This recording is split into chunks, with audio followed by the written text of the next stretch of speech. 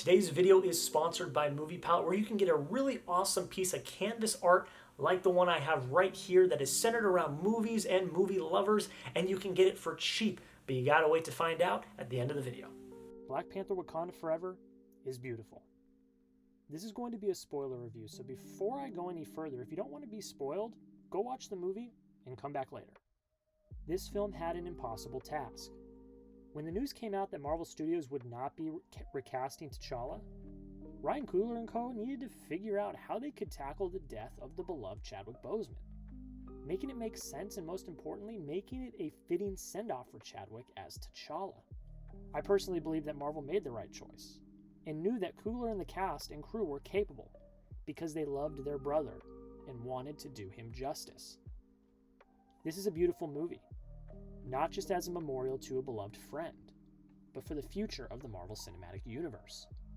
I would be doing a disservice if I did not start this video breaking down the stellar performances from the entire cast. This is the first time, I believe, in the Marvel Cinematic Universe that we have had a solid performance outing from every single person in the cast. I was in awe at this huge cast of badass women doing badass things. I absolutely loved it. Centering this story on these women was the right choice, and it paid off.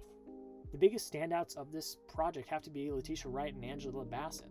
These are the emotional backbones for the entire film because they are the family mourning. Bassett gives a more stoic, broken leader performance. She's the leader of a nation in danger, while Wright is in a quiet but vengeful mode of mourning. They have a really interesting yin-yang dynamic throughout the movie that I really liked, both mourning the same thing in very different ways that are very layered. Now, this is Wright's story, which we will cover in a minute, but Bassett is the one that gives what I believe is an actual Oscar-worthy performance. I'm not just saying that, other people agree as well. It also wouldn't be a success without our stellar supporting performances from Lupita Nyong'o and Denai Guerra. Both go on really interesting character journeys with different moments of emotion that pack a punch, and they add to the story in a dynamic way. We must also talk about the brilliant additions to the cast as well to get the full picture. Tenoch Huerta is electric as Namor. He brought such a level of charisma to the screen that was very welcome for the character. The depth of his character, coupled with the performance, was a really high point for me. I would also be doing a disservice if I did not mention Dominique Thorne as Riri Williams. She is absolutely incredible as Ironheart. I loved her charisma. I loved her, just incredible look at life. It was fantastic. And that really pushed up Ironheart as one of my most anticipated series to come out in the next few years because I want more of her performance. It was awesome. The other big highlight of this film is the technical aspects. The original Black Panther took home the Oscars for costume design and best original score. And I honestly believe we could see repeats for both. Now, I also have to give a shout out to the sound design because this is a film that deals in water. It's like Aquaman, but I believe better. I think the sound design here really shines. And of course, the production design, as we've come to learn with Wakanda and everything involved, is really, really good. Now, I know the biggest point that people are watching out for is the CGI. And I believe that this film is a worthy step up from the first.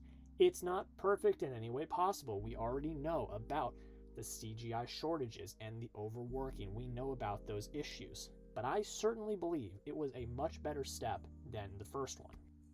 Let's talk about the writing now. This is the biggest point of difficulty for me. I truly believe this is a beautiful film that tackles so many interesting themes and does it well. I also believe this film can be very sloppy at times with some really brutal pacing. Now let's start with the good. This is Shuri's story.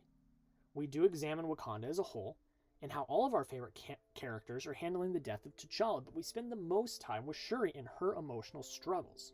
We see her transform from vengeance to mercy. We see her go from the genius sidekick to T'Challa to the new Black Panther.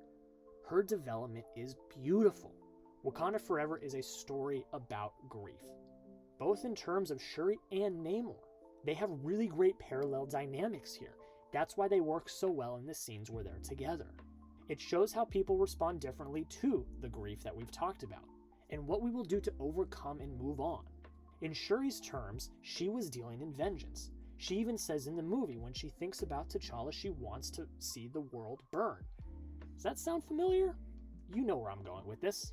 Because of that, when she goes to the ancestral plane, she's greeted not by T'Challa, not by her mother. She's greeted by Killmonger. I love the decision to bring back Michael B. Jordan, not just because he's a talented actor, not just because I love Killmonger as a character, but he aligns so similarly with where Shuri was at the time. They were both driven by grief and were seeking vengeance for the loss of loved ones. A shocking development that ended up being a huge catalyst for the decision Shuri would make as the new Black Panther. I really dug the decision to make Shuri the new Black Panther. A little too obvious, the trailers should not have shown as much as they did, but something I was on board with from the start. She has the nobility, the passion and drive, and she's also a genius. It was very fitting for her to carry on the footsteps of her brother. She earned it, and she deserved it. I cannot wait to see the future with our new Black Panther. As much as I've been praising this film, it's not perfect, and most of that has to do with the writing. The film clocks in at 2 hours and 41 minutes. It's long, and that's okay. Infinity War and Endgame were just as long, if not longer. It's okay when the story is as layered as this one is. But when you watch this project specifically, it could have been shorter. There were arcs that weren't needed, a lot of sloppy story composition and messy execution. Adding Val to this movie was shocking. I did not expect it. It literally blew me away when she shows up. But it was all for a throwaway line. Make that a post-credit scene and save us 15 to 20 minutes. I love long movies. I have no problem with long movies. I'm so excited to see Babylon clocking in at 3 hours at the end of the year. But in situations where you can trim the fat, like in this scenario, trim the fat. I don't blame Coogler or any of the writers or team for this. This was the Marvel machine rearing its ugly head. I love Marvel. I love their long-form storytelling, but sometimes you need to just take a step back and let the story in front of you reign supreme.